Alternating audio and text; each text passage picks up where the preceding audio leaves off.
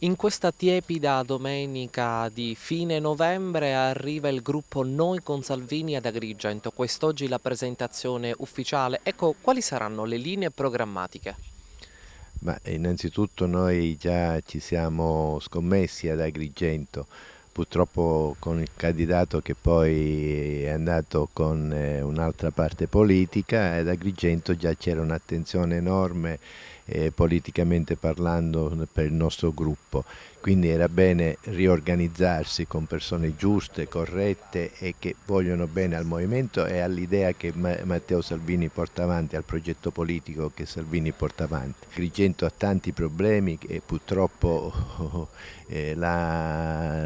l'accompagnano da parecchi anni, nonostante tanti personaggi politici importanti non sono riusciti a risolvere i problemi della propria città e non hanno dato quello sviluppo economico che Agrigento merita. Quali sono le vostre ideologie per quanto concerne l'amministrazione guidata da Firetto?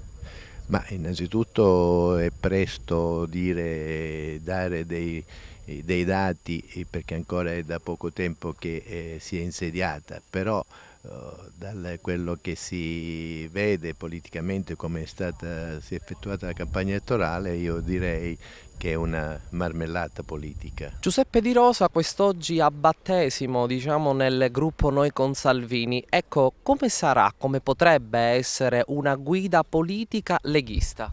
Noi con Michele Mallia, il nostro gruppo politico, i nostri amici, abbiamo aderito a noi nella speranza che possa essere quel punto di partenza per un rinnovamento locale. Onestamente, quando io sento parlare il problema leghista o sudista, ma magari il Sud avesse avuto un partito che avesse pensato solo al Sud. Noi abbiamo avuto l'esempio del 61-0 e ad Agrigento non abbiamo visto nulla. Noi avevamo un manipolo di deputati, ancora oggi il 90% di loro sono deputati regionali o nazionali che parlavano sì all'aeroporto, l'aeroporto non c'è.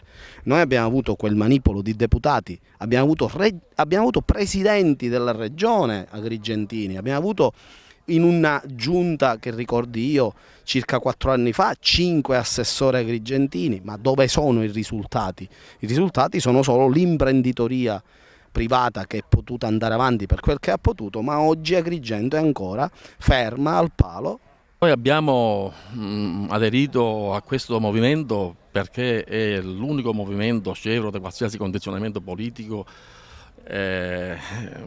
lontano dalle volontà delle scelte partitiche del passato, dei partiti tradizionali, e quindi affidiamo a questo movimento alcune tematiche ancora irrisolte che riguardano le varie pianificazioni territoriali di questo territorio, che la politica tradizionale non ha saputo assolutamente affrontare e risolvere, ma ha solo volutamente girarsi dall'altro lato.